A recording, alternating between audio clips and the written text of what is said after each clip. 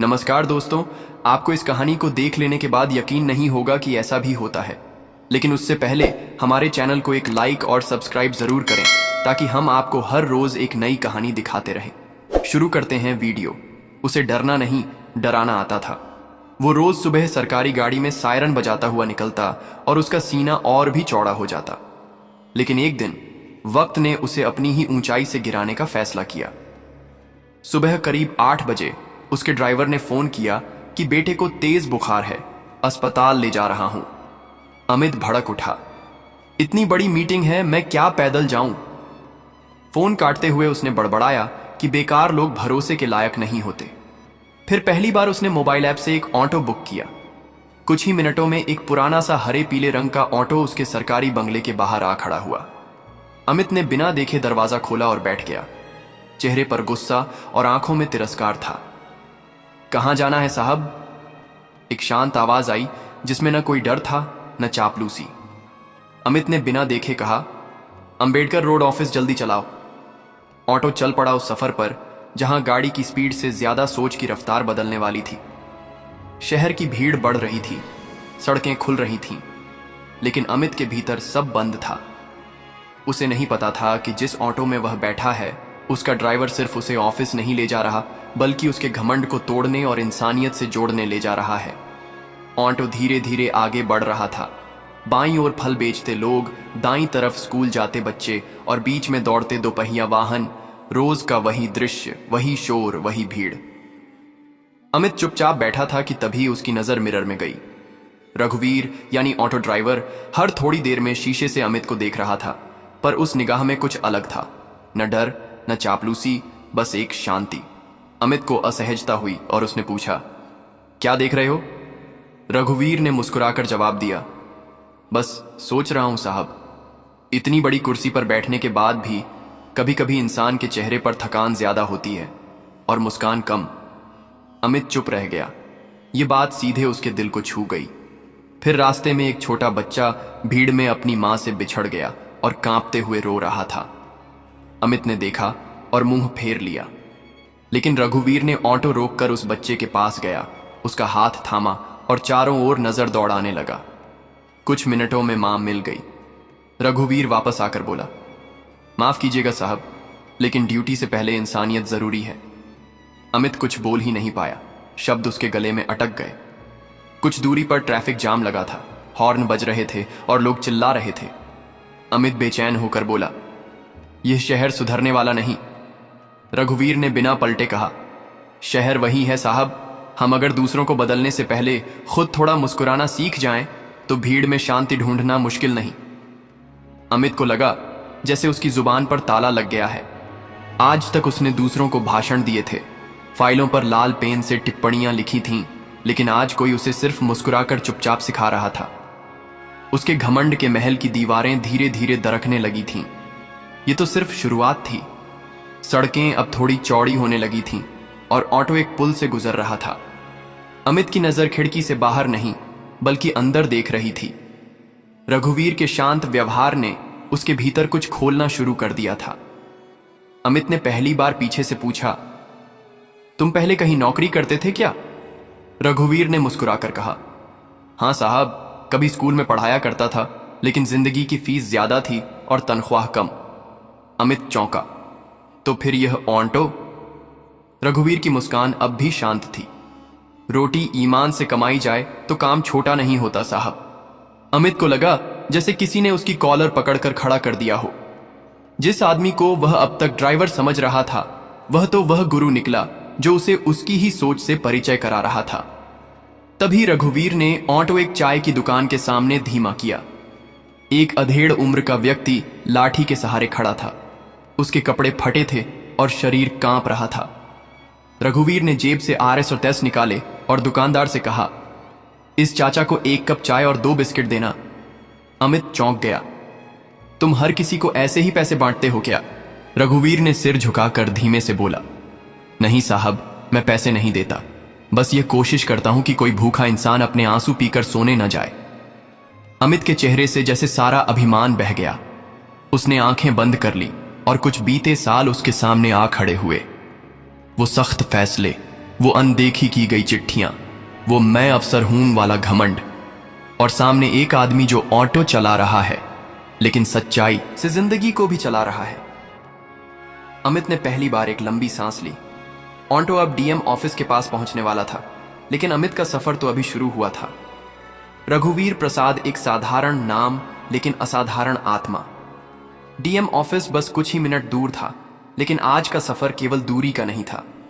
यह वो सफर था जिसमें एक अफसर की पहचान टूट रही थी और उसके भीतर कहीं दबा हुआ इंसान बाहर आने की हिम्मत जुटा रहा था। ऑटो में सवार अमित शर्मा, जिसने कभी जनता की आवाज सुनी ही नहीं, जो फाइलों की दुनिया में इंसानों की संवेदना को ठुकरा कर चलता था, वो आज चुप था। उसकी चुप्पी में पश्चाताप था, आंखों में उलझन थी और सीने में एक भारीपन जो न कुर्सी की ताकत से हल्का हो सकता था, न लाल बत्ती की रोशनी से मिट सकता था। रघुवीर ने अब तक कुछ नहीं कहा था।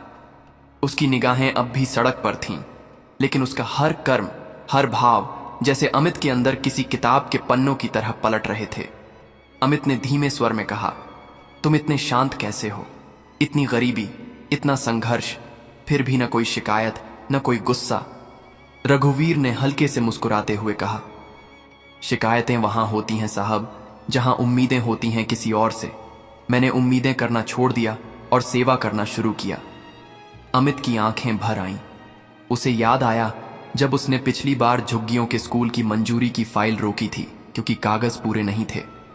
उसने उस एनजीओ की चिट्ठियों और शिक्षिका के आंसू अनदेखे कर दिए थे क्योंकि उसे लगा था नियम तो नियम है, लेकिन आज वह एक ऐसे आदमी के सामने बैठा था जिसके पास न कोई पद था न अधिकार, लेकिन उसकी सोच उसके डीएम ऑफिस से कहीं ज्यादा ऊंची थी। रघुवीर ने फिर कहा, कुर्सी बड़ी बात नहीं है साहब। अगर उस पर बैठकर किसी की तकलीफ न समझी जाए तो वह लोहे की सिर्फ एक कुर्सी रह जाती है जिस पर बैठने से पीठ सीधी हो सकती है पर दिल झुकता नहीं। अमित की नजरें झुक गईं। वह अब ऑटो में नहीं बल्कि अपने भीतर की अदालत में खड़ा था, जहां वह खुद कटघरे में था और रघुवीर उसकी आत्मा का गवाह बन चुका था। वह कहना चाहता था, माफ करना, लेकिन शब्द नहीं निकल रहे थे। रघुवीर ने फिर भी सब पढ़ लिया। उसने कुछ नहीं कहा, बस एक गली के मोड़ पर ऑटो धीमा कर दिया। साहब, 1 मिनट, यहां थोड़ी देर रुकना चाहूंगा। अमित ने कोई आपत्ति नहीं की। ऑटो एक संकरी गली के सामने रुका, जिसके अंत में एक छोटा सा स्कूल था, जिसकी छत से पानी टपक रहा था और दीवारों पर दरारें थीं। गेट के पास खड़ी एक छोटी लड़की अपने पुराने बस्ते को सीने से चिपकाए खड़ी थी, जैसे पढ़ाई उसका सपना नहीं, जंग का अधिकार हो। रघुवीर ने इशारा करते हुए कहा, यह है मीना। हर सुबह मुझे यहीं मिलती है। स्कूल जाना चाहती है पर मां बीमार है, बापू कभी लौटे नहीं। हर दिन एक किताब के पैसे बचाता हूं। शायद एक दिन वह पढ़ लिख जाए और उस ऊंचाई पर पहुंचे जहां से कभी किसी को छोटा न समझे। अमित अब टूट चुका था। उसके हाथ कांपने लगे, आंखों से आंसू गिर पड़े। कुर्सी पर बैठने वाला अफसर आज एक ऑटो ड्राइवर के सामने खुद को सबसे छोटा महसूस कर रहा था। ऑटो अब डीएम ऑफिस की ओर फिर से चल पड़ा था, लेकिन अब सड़क पर जितनी रफ्तार थी उससे कहीं ज्यादा गति अमित के भीतर चल रही थी। वह जो कभी खुद को एक सिस्टम समझता था, वह आज एक इंसान की नजरों से खुद को देख रहा था। हर वो फाइल याद आ रही थी जिसे उसने नियमों की आड़ में अनदेखा किया। हर वो चिट्ठी याद आ रही थी जिसे उसने फॉर्मेलिटीज नॉट कंप्लीट कहकर रद्दी में डाल दिया। हर वो चेहरा याद आ रहा था जिसे वह फालतू कहकर चलता कर देता था, लेकिन सबसे ज्यादा उसे अब रघुवीर का चेहरा याद आ रहा था।